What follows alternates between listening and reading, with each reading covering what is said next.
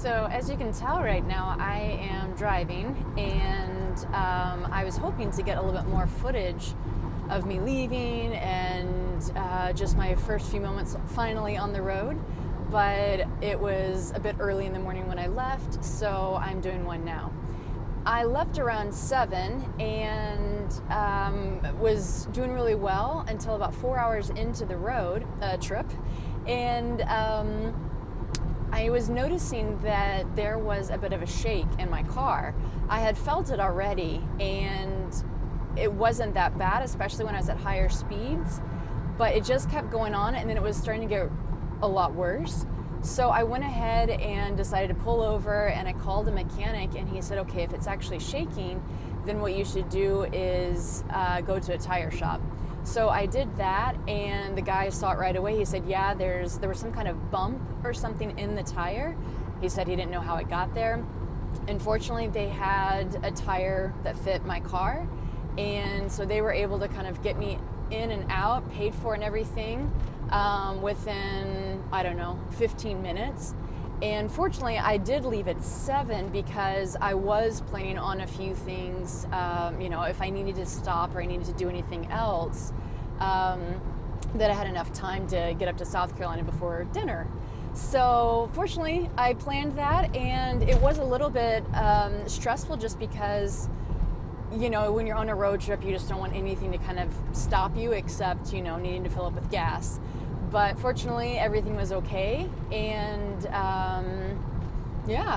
I'm back on the road, and it's nice and safe. So I am now in kind of what I call backwoods, South Carolina.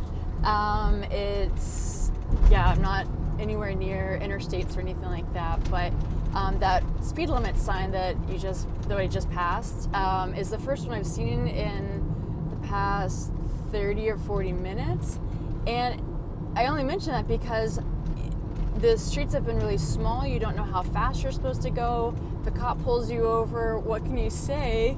I don't know if I was going too fast, too slow. I just didn't have any idea of what to do. There's no other cars around, as you see. This street is bigger than the other one that I was just on, but yeah, it's a little bit interesting sometimes when you're not familiar with an area and everything. You kind of have to just figure it out as you go. But it reminded me of when I was actually taking a road trip in Ireland, and obviously it was a different country. I was driving on the other side of the road and on the other side of the car, and my GPS would say take a left. And, I was like, where? There's, I typically have, turn left on Lancaster Street or something. And it was literally take a left because there were no street signs.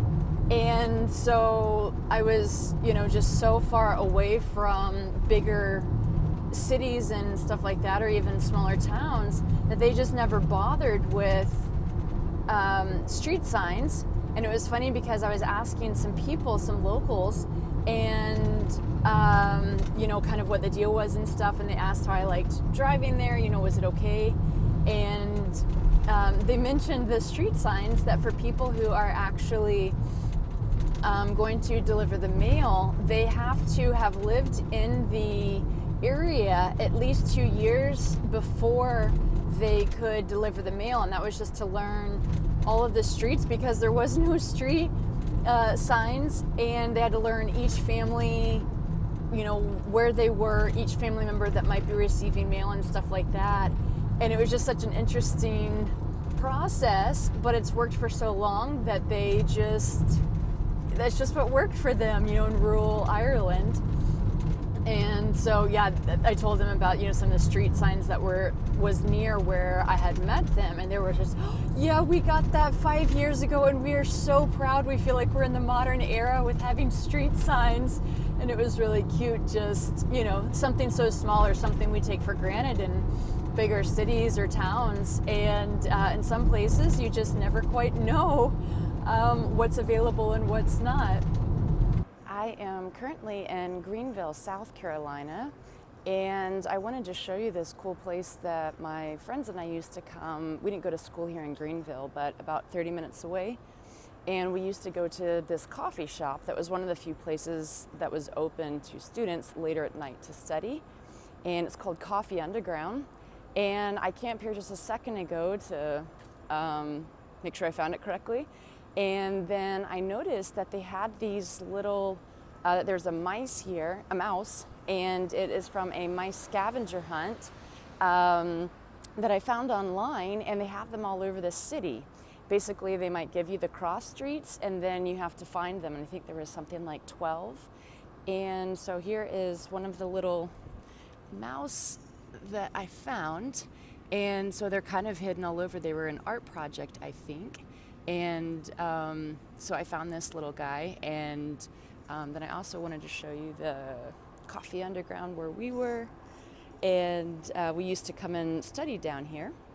And so this is the downtown area, and there's a man there, and he was kind of, what is that young girl doing? And so the other place that's really good just around the corner here is an ice cream shop. They call it Slab Creamery, and I wanted to show you that. It's obviously closed right now because it's too early in the morning. As you see, there's really no one around here. But this is the ice cream shop that we used to come to, and I'll get the name up there. And you can kind of see a little bit of the artwork in there, but they have really fun like giraffe pictures and elephants and all kinds of stuff. I don't think you can really see anything in there. But yeah, this is kind of just a little downtown area, and they have lots of greenery and outdoor seating areas and stuff like that. And there is, let me see if I can cross the street here in a second. I will show you this place called Mast General Store that's kind of an old-timey store. One second. So just crossing the street over here, they have this Mast General Store, and I will get the title for it way up there. Yeah, since 1883. And I thought it actually had a little bit more kind of old-timey stuff, but it looks like they've converted a little bit more to camping and outdoors, which is also great and cute. But yeah, they just have lots of cute little stores around here that makes it for a really cute downtown walking experience. And so I just thought this might be interesting to see. So just a little bit further south from where I was, still downtown, but they have this really beautiful park called Falls Park on the Reedy. And as you see, it's just really nice green, has some places to sit behind me. And then one of the biggest things is that they have this really beautiful waterfall back there. And so even though it is in the middle of the city, minus the construction you might hear in the background, it's actually pretty peaceful and quiet. And yeah, it's just a really nice area to go on. There's lots of trails and paths for people to walk or hang out with the kids or go for a jog. So yeah, this is a really beautiful part to just kind of sit and relax. And since it has so many trees, it's nice and shaded. So it's a little bit cooler in the summer. I was just walking around, actually heading back to my car, and I noticed this monument behind me. And so I thought I'd stop and see, and they actually have these 3 plaques on the ground kind of explaining what this is, and it's basically representing some students back in the 50s and 60s, black students that fought for civil rights and won, and they actually reference this building that's right here, hold on, over there, and as saying that this used to be a Woolworth department store, and I guess there was a lunch counter there, and they eliminated the lunch counter for being segregated, as well as some other things. So then on the other side over here, they have all of these people showing what class they were from, and it kind of goes all along the wall there and then all the way back around me. And so I thought this was just a really cool statue and monument that they have here to represent what these students fought for and something they can come and clearly see and be proud of. I am just outside of downtown Greenville right now, and I'm actually at a place called Runway Park, and as you can see behind me, there's actually planes. That's the runway that's right there, and there's one that is just about to take off. Let me see if hopefully the sun won't bother too much.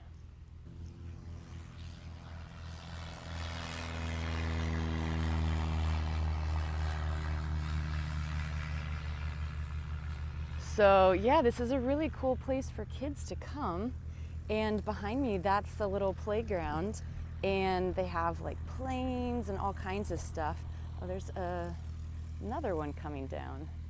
So we're definitely getting some good activity here now. But yeah, I read that this was a really great place for kids, and then I thought, well, as an adult, I'm gonna go and see what this is all about. So yeah, I'm just sitting here watching the planes take off inside of a playground.